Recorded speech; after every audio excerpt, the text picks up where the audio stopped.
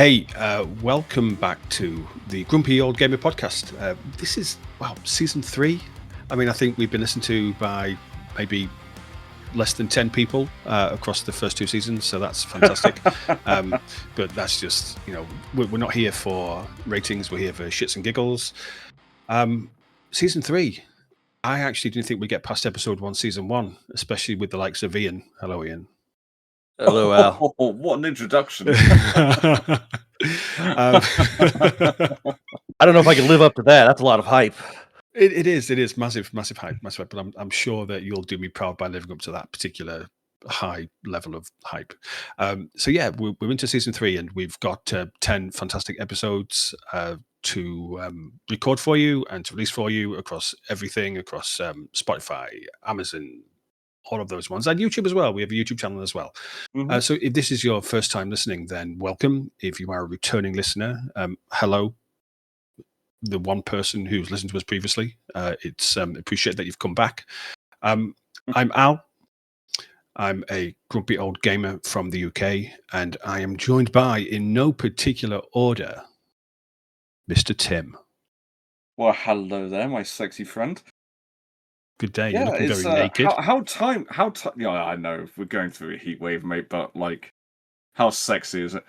Yeah, how time has flown by with these episodes and the seasons and everything going along with them. But yes, lovely to see you too. It's always a pleasure. I feel like I've not seen you in like 5 minutes. We also have the legend, Ian. Hello. Hello. That was anticlimactic. Are you good? Well, what are you expecting? Yeah, I'm good. I'm good. Is that all you've got for us? I got more for you. Just not yet. Okay. All right. So you'd like wetting my whistle with a single word, but you're going to be giving us all of your verbosity later on in the episode. Is that right? Always leave one more. Fair play. And last but not least, the awesome, and really strange that he's so awesome, given that he's from the cheating fucks in Argentina. Lucas, hello, mate. A win is a win. So don't cry about it. We won. England is also playing really good, so I can't say nothing really about your country playing. We're talking about the World Cup for the people listening. That's where this episode is having the time. And this is really strange because Ian and myself, we are being very professional. We are dressed in this podcast. The other two are naked. No. We're wearing boxers. And now Ian is naked too. Okay. There's not a complaint, is there really? Yeah, I was going to say, thankfully, there's no video on this. We just have to see each other look like this. But the thing is, it's kind of understandable. We're going for a bloody heat wave. We don't handle the heat very well in the UK. I think all of our audience just pictured us all naked, and they all just turned off. All pairs of them. Yeah. Right, let's get on with the show. We're going to be talking about the golden age of real-time strategy. I love real-time strategy games. Tim loves real-time strategy games. I do. Our two less enthusiastic colleagues, but slightly more clothed colleagues, are not that big on them. So I think I'm going to start by coming to the young man who hails from Buenos Aires and say, you're not really a fan, are you, of RTS games? I enjoy them, but I suffer them a lot. More if you're playing against real people, like an online aspect. Playing against the AI could be a pain also, because AI is basically cheating, in my opinion. Some games, not always, but yeah, I don't have much experience like you two guys. And I don't know about Ian. I didn't have the chance to talk to him about RTS gaming, but maybe he has some experience. Maybe it does, but I'd like to stick with you for the time being and put you on the spot. Tell me about your RTS experience. What games have you tried? What games have you enjoyed? What games have you found particularly difficult? I have quite a few in mind. I stick to the classics, Age of Empires. The second one was really fun to play the campaign at least. Then, Stronghold, quite some memories there, dying against the barbarians, invading your castle and breaking everything down and make you cry. Stronghold was fantastic. It was fantastic. Yeah, you're right. There is a new one, Stronghold 4. It looks awful. Let me say that. It's pretty new. It looks made with AI. It doesn't look like an effort. Oh, Yeah. And I'm thinking of the Lord of the Ring game. There was like a RTS based game. I don't remember exactly the name. I don't know if you guys remember that one. The Two Towers, I think. no, that was an RPG. I know the one you're referring to there, mate. Yeah, it's like, okay, I have a archer now. I have some swordsman, and 5 minutes later, you have an entire army of orcs attacking you. Like, wait a second, I don't have any troops. The AI doesn't care about it. It feels like Isengard for a sec. You've got a pretty niche experience or preference when it comes to RTS games, which is the the castles and knights sort of things, isn't it? With like early Age of Empires and Stronghold and also Lord of the Rings. Ian, I think that you and I fell on opposite sides because we're of a similar age. We're grumpy old gamers. I think we fell on different sides of the RTS divide, whereas I was very much a Westwood boy with Red Alert and Command Conquer. You went the other way, didn't you? You went towards Blizzard and Starcraft and Warcraft and all those kind of games. I did. The first one I started off with was Warcraft 2, playing back with my friends back in the LAN party days.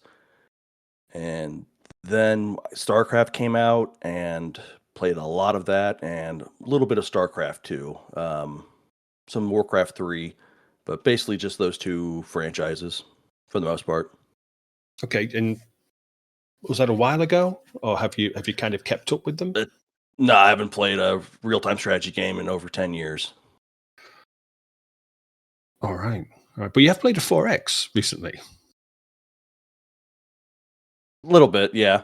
I was forced to on last season's finale. I was forced to play Stellaris, and I didn't like it. Kind of giving up the episode a little bit, but yeah, I didn't care for Stellaris. It was too big for my tiny little brain.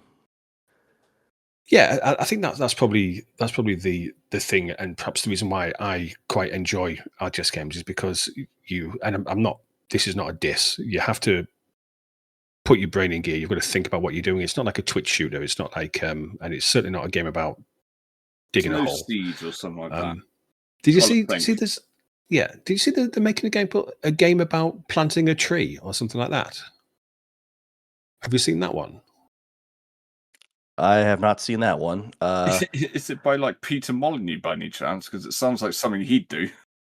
Well, I just thought it was probably by the same people who did a game about digging a hole. But anyway, it's not an RTS game. It's not an RTS game. So we'll maybe come back to that in episode 2, which will be in 2 weeks' time after this one. Tim, as my fellow RTS lover, Yes. tell me. Well, tell me what you love, other than me. Well, yeah, okay. Well, that goes without saying, but Dune 2.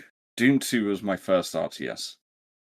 And I think that was like the kings of like RTSs, because I think that was by Westwood as well, if I'm not mistaken. It was, yeah. And then obviously Command and Conquer, and then Red Alert. But I think my favorite of like the RTS genre, and I've got a few here actually. From Westwood aside, I would say Command and Conquer General Zero. Probably one of the best RTSs you can ever play. Westwood's not being them, I'd say Total Annihilation, and then I'd go into Supreme Commander. I think they are peak RTSs, you know? Yeah, absolutely. I wholeheartedly agree, especially with 0 Hour. I've put far too many hours into that, and Total Annihilation was just fantastic, and so was Supreme Commander.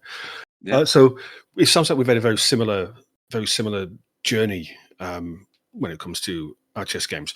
But the purpose of this episode was to talk about the quote unquote golden age, this Space Commerce golden age of RTS games, which to me is kind of running from 1995 to 2007, like a 12-year period, which starting with the Command and Conquer games and Red Alert games, ending with Supreme Commander in at Dawn of War. 2007. Yeah, so I think that within those 12 years, you've had an awesome number of absolutely cracking quality RTS games. But they never kept up, did they? I think that they kind of fell by the wayside after that. Why do you think that was? I don't know. I think there was like lack of like innovation, personally. Because Blizzard, okay, we can't ignore Blizzard. Like Warcraft 2, probably one that I'd put that up there as like a peak RTS as well. Warcraft 3, what that did for like the RTS genre and like other genres to begin with, because they made their own genres like Dota and all that kind of crap. I think Blizzard kind of just stopped caring when they got all their money from like World of Warcraft, and it was like, oh, you guys used to make good games, you know. So I think it was like lack of like imagination. I think it was more the console explosion. I think that that was probably the thing which, and I appreciate there was consoles before that, but RTS games were definitely in the PC sphere rather than the console sphere. I think there's very few RTS games which came out on console. You could probably name them on one hand. And I think when consoles took over gaming, and developers were putting their money into titles which would play on a control pad, that was really the end of RTS. I think they tried. I know, like Xbox tried at least, or Microsoft, sorry. They tried to do the whole like Halo Wars thing, which weren't bad games, but like they were console RTSs essentially, weren't they? Yeah. Halo Wars was designed for the Xbox. Yes, exactly. You, as a Halo fan, Ian, have you ever played Halo Wars? No, I have not. Would you? I mean, you love Halo, and it's an RTS game. It might be one way for you to get into or back into the genre with a franchise that you're familiar with, which I think eases that transition. Possibly. Too, yeah. I mean, it's not a. I guess my biggest reason I didn't play them was the real time part. Like I'm more of the turn based type of guy, because I just got my friends would just Zerg rush me and just beat the shit out of me every single time playing StarCraft, and I guess I stopped playing because eventually I was like, this is just way too competitive. So that's what killed kind of the RTS spark in me, I guess. Yeah, it's a. I like turn-based games as well, and in turn-based games you get to stop and think and plan, and then execute. With RTS games, you've got to think and plan and execute all at the same time. So the amount of, and especially with some of the larger scale games, so Tim mentioned Total Annihilation, Supreme Commander, and there's if this episode comes out on the 15th of July, which I think it does, the Sanctuary Shattered Sun Kickstarter launched yesterday, which would be the 14th of July, which is the spiritual successor to the Supreme Commander games, and it's at a different scale.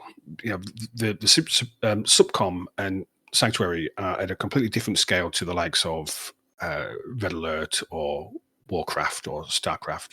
So the amount of thinking that you have to do, especially again, which could last up to 2 hours, is incredible. You've got to be really, really switched on, and I think that a lot of those games which go on for a long time, they end because people start making mistakes because they are exhausted from playing for so long.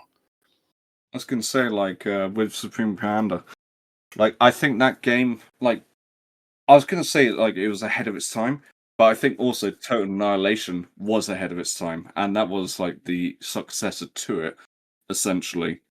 Like, you can go back now and play like Supreme Commander. It looks beautiful on the computers like these days, and you can still like the one thing that really innovated me to like get another like monitor was you had like the entire map, and you could see everything that was happening whilst you were doing like your silly RTS stuff, which I say silly RTS stuff. I mean that's the whole point of this episode, but you were planning the entire time. Just give the other two guys an idea of what we're talking about. So Total Annihilation was developed by Cave Dog Entertainment under the stewardship of Chris Taylor. Chris Taylor went on to form Gas Powered Games, where they made Supreme Commander. So it's the same guy. Chris Taylor said about Sanctuary, this could very well be considered to be the spiritual successor to the games we made at Gas Powered Games.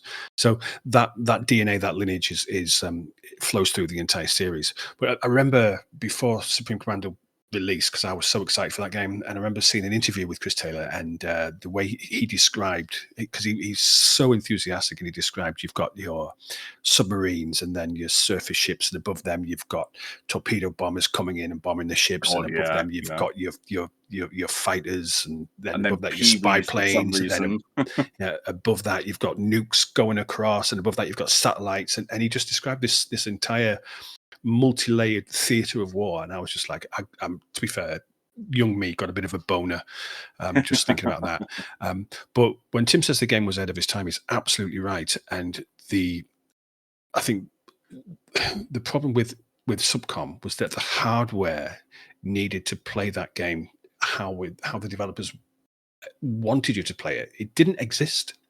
It didn't exist. Like having. But wow, what a game! What a game! Yeah, fantastic, and it holds up strong now. Like, if you guys haven't played it, like just try it, because it really does still. It's one of the pinnacles of RTSs, and I'm not just saying that. Like, I really think it is. You know. But they won't try it because it requires too much work. Yeah, but effort. No. I mean, think of that as like a bit of a loaded barb or question for Lucas and for Ian. What we've described, you're probably thinking, "Fuck that! That sounds like far too much effort." I mean, RTSs can be fun. I guess just for me, when it gets too competitive, like I don't like the multiplayer doing that. Like I like the single player campaigns and stuff. Like those are fun. I like doing those. So I'm not completely against them.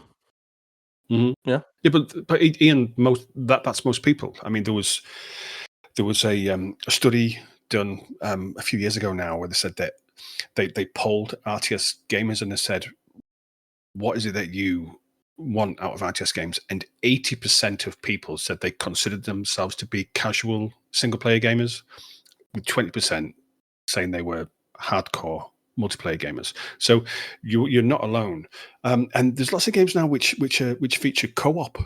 So, I mean, did you play Red Alert 3, Tim? I probably played it for like all the wrong reasons, because there was some very attractive women there, and the soundtrack was a banger. Mm-hmm. Did you play it with anybody? No, I did not. I enjoyed Red Alert 2 more. Let's put it that way. Well, because Red Alert 3 was developed to be played co-op to the extent where you couldn't actually play it as a single player game. You couldn't, but yeah. So if you played the Red Alert 3 campaign as a single player, you would have an AI ally essentially running the other army. The AI wasn't all that great. So really, the best way to explore Red Alert 3 was with you and a buddy. Well, let me ask you a question, sir. What game has the best single player experience across the board? I'm not entirely sure if this is an RTS, but I'm going to put it out there anyway. Dungeon Keeper 2. That's the best single player. I don't think it's an RTS. Is it an RTS or is it not? No, I don't think it's an RTS. No, I don't think it is either. But like, I would say for like single player, fair play. But if that's not included, I'd say no. I'd say Command and Conquer Generals. Yeah, that really good like single player. Why isn't Dungeon Keeper considered RTS? Because I mean, Because you're it's more controlling like units. RPG as well. Like it's not just flat out real time strategy. But you're making units, and other enemy units are coming into your dungeon. No, you're not. You're You're deploying not making you're not making use. You're making imps, and then you're making like people to come into your dungeon. Yeah, You're yeah, not yeah. making them. You're inviting them. There's a difference. You're not making a barracks, are you? You're making Well, somewhere someone might be able to sleep good. And also, there's eh, horny over there for some reason. I mean, because they are being tortured, and if they die, then they No, come they're back as a not. ghost. No. The humans are being tortured. Yeah, yeah. Did you ever play Dungeon Keeper? Oh yeah. Okay. But yeah, no, for a single player like RTS, actually, no, I take it back. Not generals. I would actually say Supreme Commander. That's really good for single player if you got a decent machine to do it. Like that's really good single player. Much as I love Supreme Commander, I'm going to absolutely disagree with you. That's Because fair, mate. and I mean, I think you're right. I don't play multiplayer games because I'm far too competitive and not good enough. So it's a really bad combination to actually be playing multiplayer games. That's valid. And I love the single player of Supreme Commander. I've played the campaign so many times. I just sit for hours playing one mission, which would take 2 hours because I would just be thinking of different ways of taking on a mission or that kind of stuff. But it's far too complex for somebody who's new to RTS. Going back to what you mentioned about co-op games that you can play with mates, I just remember that I enjoy that RTS a lot. I think it's an indie game. I'm not sure. It's called Northgard. It's Viking based. I've So heard of that one. Yeah. it has a really good campaign you can play with friends. I think it's up to 3 friends, if I'm not wrong. 1 at least. So basically, you choose a faction. You can be dragons, rats, crows. Each faction has their own abilities and their own way to make resources. So you kind of have stronger or weaker abilities, but you also get better units, so you can attack, defend in better ways.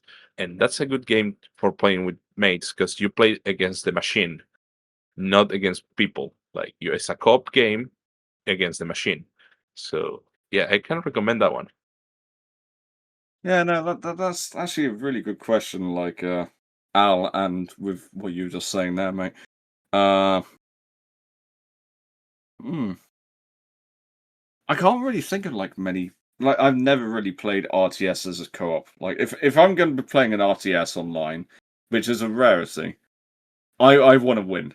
You know, like screw you, stop that, go away. Well, you can think on Age of Empires because it is 4v4, but you can play in teams and it's co-op, Yes, you technically can. speaking. Yeah. We can trade, we can have our market and our caravans trading gold to each other. So it's technically co-op if you think about it. 2 teams against another 2 teams, and you play in the bigger map, and it's just messy and complicated. And you have 4 houses, and the other guy has 75 horses already. You're like, what the fuck happened here? I'm Sorry, losing. I all I've got to say is just quickly, the Argentina talks about bloody Messi. I just had to. Don't make me start talking about football. This is an RTS podcast. It is an RTS podcast. But yeah, no, you're completely right. There was actually a really good one thinking about it, and I'm not entirely sure it's an RTS, but Settlers. That was really fun to play online, like co-op. It was kind of an RTS. Yeah, kind of. I mean, the same Northgard, kind of. And this is maybe a conversation for another time, or maybe for a slightly more highbrow, strategy-focused podcast like Critical Moves. Yeah, sure. Because what I don't really want to ask the question, because this would fill an hour's episode. What is an RTS? Now, when we're talking about real-time strategy games, we're talking about Command and Conquer, Red Alert, Supreme Commander, Total Annihilation, Age of Empires, Starcraft, Warcraft. Talking about those traditional games where you build a base, you build an army, you go out and you capture resources, and then you ultimately engage in combat with another army and defeat them, or you are defeated in return. So I'm not going to get into the whole what is an RTS and what isn't an RTS, because like Northgard to me isn't a traditional RTS, which is when we're talking about the golden age of RTS games, which is those traditional base building RTS games. You also got games like Broken Arrow, which falls within the RTS genre. How is that now? Well, I wouldn't say it's a, and if people do actually listen to this, there may be some comments to tell me that I'm wrong, and that's fine. I will fight you to the death. Broken Arrow and games of their ilk, like World in Conflict, which was just a fabulous game. They're not RTS games; they're real-time tactics games, because there's no base building. There's no base building. You get a set number of units, and you expect it to go and complete it using tactics rather than having the overview of strategy. So there's a lot of nuance in terms of, is this an RTS? I mean, for example, Ian played Stellaris, and I know he didn't like it, but that was in real time. So is it a real-time strategy game? No. Yeah, but no, because it's a 4X. Do you know what I mean? Now my head's hurting a little bit here, mate. This is what I mean. So can you see where this is like a really nuanced kind of conversation and discussion, and we're grumpy old gamers and Lucas, so we're probably not going to get into that at the moment. But I'll come back to Ian's question about a single player experience. If I was to say to anybody who really wanted to try RTS games again, or had never played them before, thought, well, I'd like to try them, you cannot go wrong with the Command and Conquer Remastered Collection. So it has all of the original Command and Conquer, all of the original Red Alert, all of the expansion packs, and it runs on modern systems. And these are games from 1995, 1996. So absolutely the golden age. And you can play them with modern quote unquote modern graphics, as in, it's been upscaled. It'll play on widescreen monitors, and there's a fantastic, campy, awesome single player campaign when it comes to Red Alert, involving time travel and Stalin and Einstein, and it is just the most. It got more bizarre and bonkers when we got to Red Alert 2 and Red Alert 3, but Red Alert 1, as part of that collection, is just the quintessential RTS game for somebody who wants to try it. I'll have to check those out, man. Well, another question I have for you: which RTS game has the best soundtrack? I refer to what Al has just said. That's the best? Yeah, bloody hell it is. If I could play Hellmarch, or if we could play Hellmarch on this edit, then we would, but we can't without getting a copyright strike or whatever. So just go onto YouTube and search Hellmarch. In fact, it's amazing. Put it on whilst we're doing this, Ian. Just have a listen to it, because it's a guy called Frank Klepacki is the composer. Hellmarch is just the most incredible. Didn't he do like the soundtrack to like one of the games you were saying earlier, which was a more like not RTS but like real time movement, something on command? I think he did the soundtrack for that as well, and it was like, like whatever he does is golden. Essentially, it is. He was involved in the soundtrack for Tempest Rising, which was Tempest Rising. Because that was one of the last ones that I saw. And may he rest in peace. But Till Biscuit, absolute legend. And he was like quite invested in it. And he was in talks with like Frank and stuff like that. And I was like, hey, if Turtle Biscuit likes this, I'm probably going to like it. And really good, I interviewed the game designer for Tempest Rising, a guy called Brandon Castile, and he talked about the absolute honor of having Frank Klepacki involved in the soundtrack for that game. I think Ian's currently rocking out to Hell March. Yes, he is, because what a chuggy intro.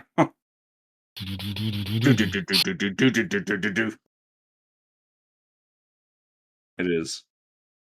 I want to introduce useless information into the conversation that you maybe didn't know, but it's about RTS. You can turn Minecraft into an RTS game with a mod. That's it. Well, you can turn like Minecraft into anything you want with a mod. So Yeah, but I found interesting that you also have the upper look and everything. You have to fight other NPCs. It's interesting. As my kid would say, gee willikers, that freaking slapped. yeah, Hell March is it's a Hell March, isn't it? That goes hard, man. That reminds me of the soundtrack for the Doom remaster or remake that came out. Yep. You're not wrong, mate.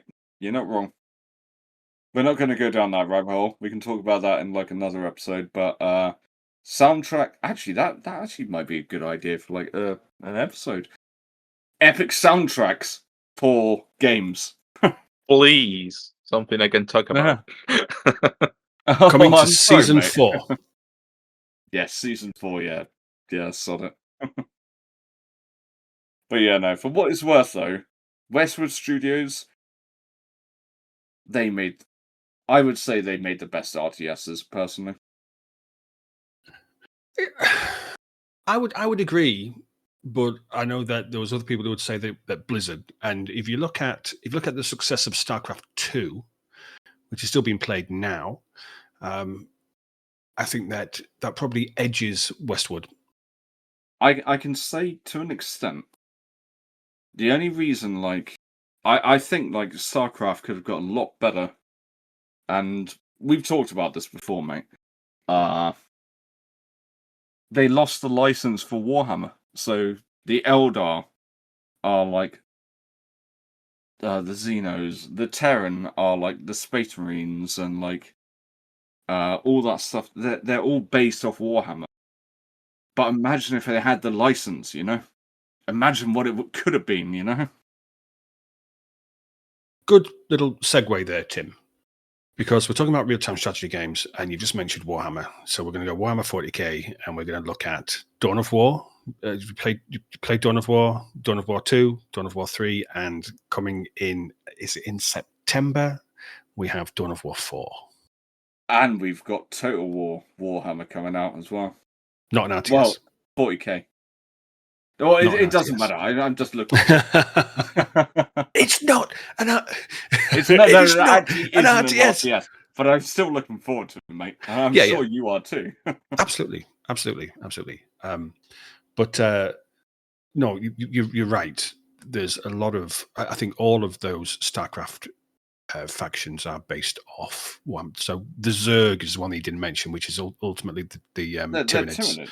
Yeah. So yeah, you can see that, but Ian's having a complete brain fart because he doesn't know what the fuck we're talking about anymore, which is absolutely fine. Hold on. We schooled you on Yeah, we did. Warhammer 40k. Was it in the last season? Yeah, it was last season. I can't remember because I was so pissed that episode. I can't remember what we actually talked about. I was going to say, you were on the wine, I was on the cider, but we were talking about 40k, and then Ian was like, I'm going to look out the window now. No, Ian was asking us some really good questions. Yeah, you actually did. But you did. But did they sink in? No. Yes. That wasn't a mind fart. That was my mind being blown by like, oh shit, that is the Warhammer 40k. Like that does make sense. Yeah, for sure, mate. It really is. Yeah. I mean, I don't think it was a case of Blizzard lost the license. I don't think they even asked for the license because. Oh no! They were literally working with Games Workshop, and then they lost the license because they had to change everything, but then keep it kind of the same. Right. But, okay. Yeah, they lost the license from Games Workshop. So from I'll stand GW, corrected on that because back then Games Workshop were the biggest whores in gaming, and anybody who smiled at them sweetly got a taste of that juicy 40k pie. So I don't see how they would pull the license from Blizzard. But if that's what you're telling me, I have no reason not to believe you. have a look, mate. That's literally why it's StarCraft, not Warhammer.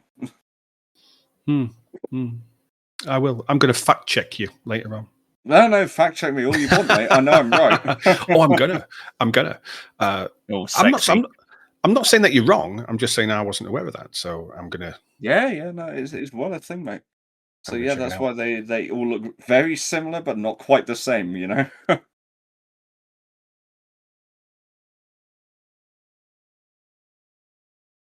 So I thought Ian was going to ask a question then.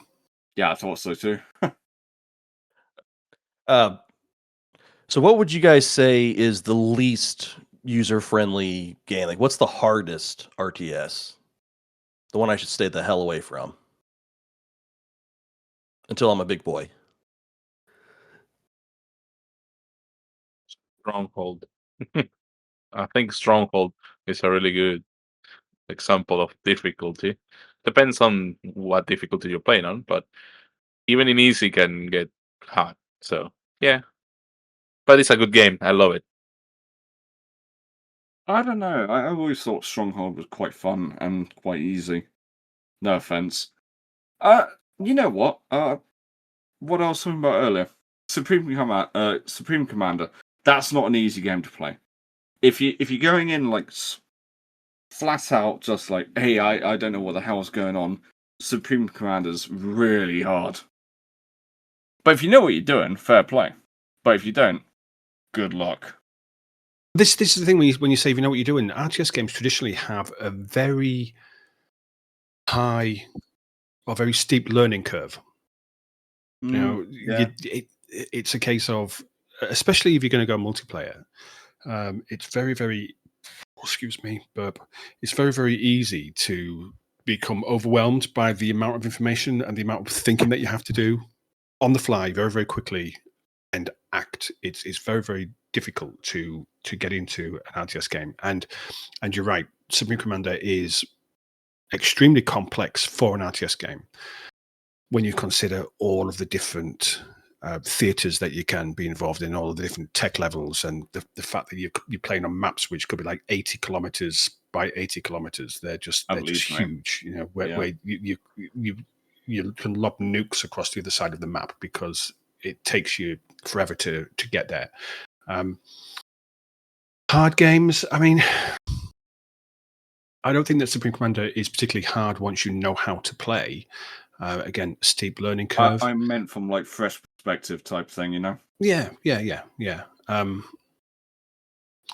don't know, man. It's difficult because I've been playing RTS games since, well, not as long as Tim, because I never played Dune 2. I started with Command Conquer and then Red Alert, so I was like 1 year behind him in terms of my RTS plays, unless Tim didn't. Actually, you wouldn't have played that in 1994, Dune 2. My dad How old were you? How old were you in 1994? 5. Okay, you weren't playing fucking Dune 2 in 1994. Yes, I was. No, you was just shy of 5 years old. Oh, come on, you necking, son. What a crock of shit. No, I was. No, my dad literally had like a computer set up for that damn game.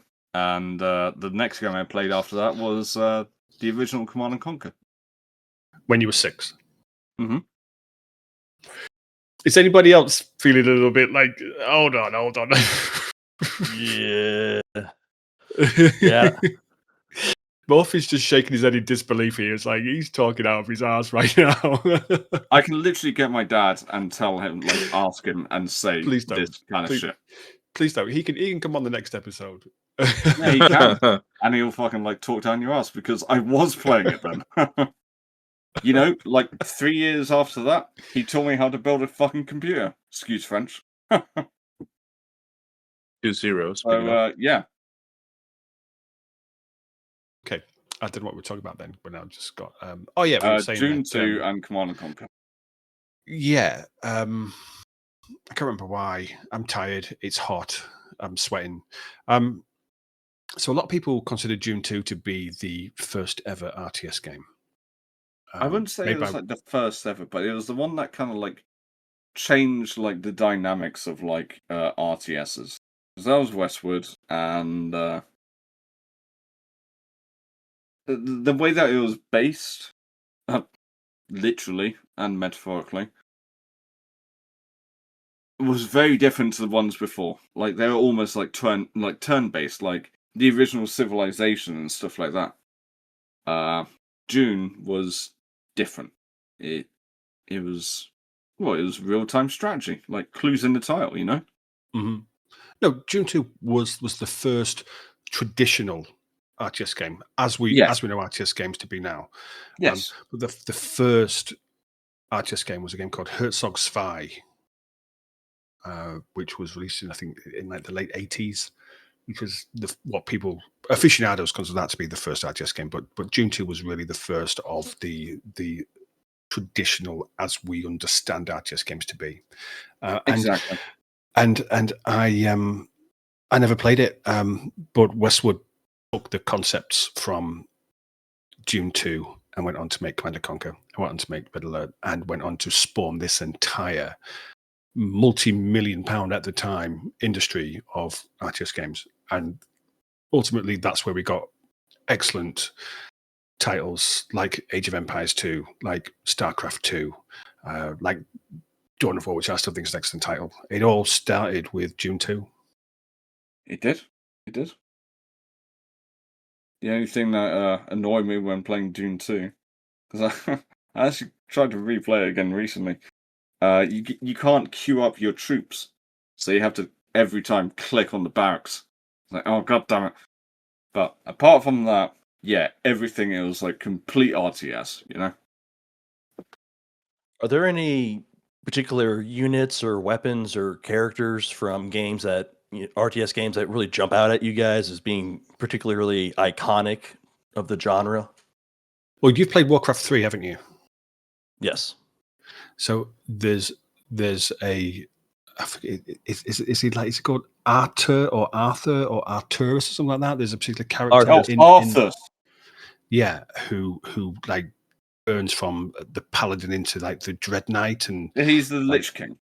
yeah, and I think at the end there's like some of the guys that I know who love Warcraft, they talk about the final cutscene where he goes back to his father's castle and, spoiler alert, kills his dad, and he's considered by many to be one of the standout characters. For me, Kane from Command Conquer, the Brotherhood of Nod. Kane's an absolute standout character. Hey, Yuri from Red Alert 2, Yuri's Revenge. What a character. But I think it's very difficult, and I think this is maybe one of the reasons why RTS games have kind of fallen out of vogue. It's very difficult when all of the play pieces are a couple of millimeters high. It's very difficult for you to form any kind of emotional attachment to them. So when characters do stand out in RTS games, it's few and far between. It's not like you're playing as you're not playing Arkham Asylum as Batman or Duke Nukem or as Doom Guy, where you actually are playing as that person. So you are in some respects removed from the emotion when it comes to these games, and I think that's perhaps one of the reasons why they haven't continued to be as successful, because people are more invested in the story and the like Gordon Freeman. I know we did the whole episode on Half-Life 2, maybe in season 1. So there are some, but they're very, very few and far between. I think the reason that that's kind of settled down a little bit, I think it's because one, it's hard to make, a good RTS game. You have the balance. You have to make sure that all the races or sides are all balanced, and no one is overpowered or underpowered. You have to give every unit its own AI. But I think that they're still here. They just kind of evolved into different games. But I don't think they're going anywhere. Yes and no. I mean, Beyond All Reason is a free open source RTS game based upon Total Annihilation, and it's extremely popular, and it's multiplayer only. I mean, there's co-op, but there's no single player campaign. But they've just announced the single player campaign. But in order to do the single player campaign for Beyond All Reason, they've had to throw in with Hooded Horse, who are a publisher, in order to get the funding to make a single player campaign. Because it's actually I'm not going to say it's easy to make an RTS game, but it's not. They're not the most complex of games to develop, is my understanding, in terms of the actual units and maps and all that kind of stuff.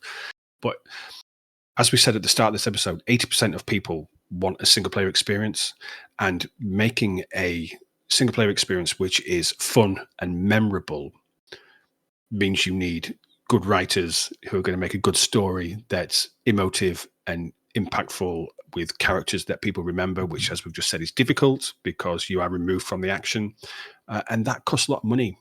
So financially, if you're making an RTS game, the actual multiplayer side of things is the cheapest part to do. Making a solid single player campaign is the really expensive part. Yeah.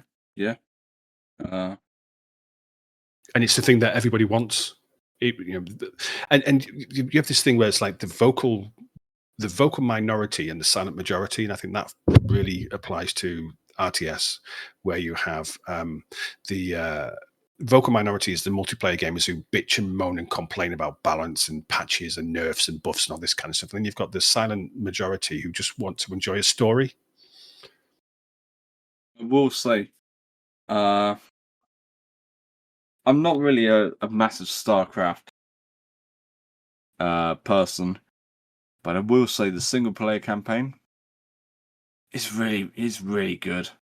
It is really good. That's how to do a campaign type thing, you know? Because you get invested. You get invested. And I think that's the point. Character, man. Like you see her as a human, then as a Zerg, and Well, great. Unless you're playing the Queen of like Size or whatever the hell she was called. Brood You're War? not really playing as a Zerg, are you? I wanted to do some mentions. The games we didn't mention in this, but I think deserve one. First of all, the classic and mythologic age of Mythology, but I think it was Microsoft. It was. It was. It was iconic to play gods and use powers to defeat troops.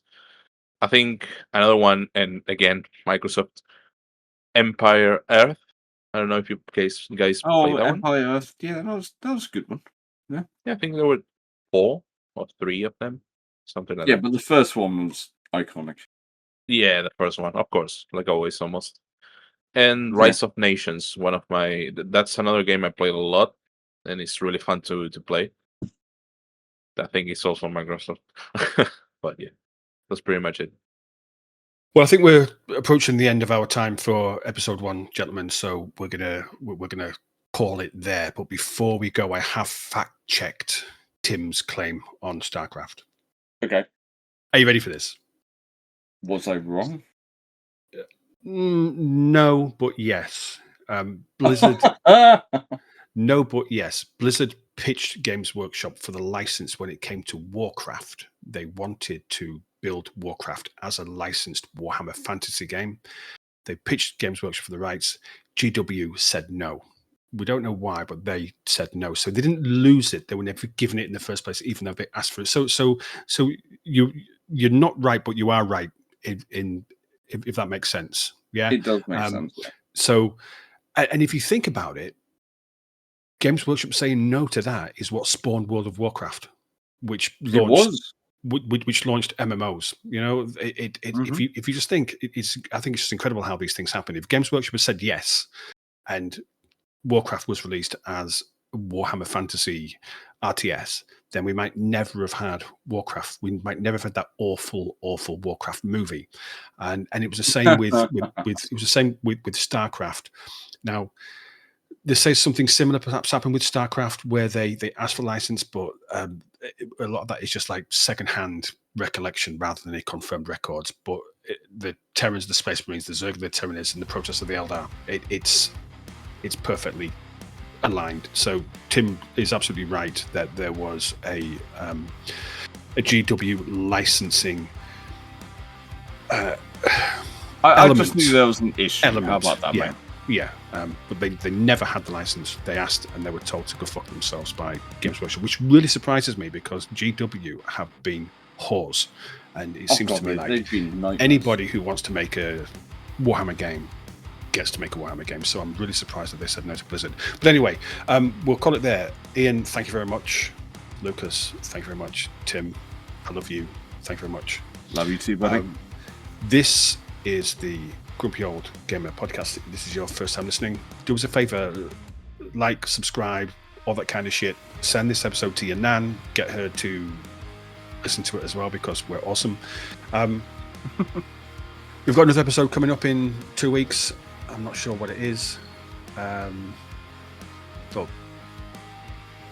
I guess you'll find out in 2 weeks' time. Go to gog.fm, that's our main website. You can find all the ways to get in touch. We do have a Discord, and we're 4 lonely blokes on the Discord, so come and join us, come and say hi. You'll find all the links on gog.fm. Gents, thanks, and we will see you next time.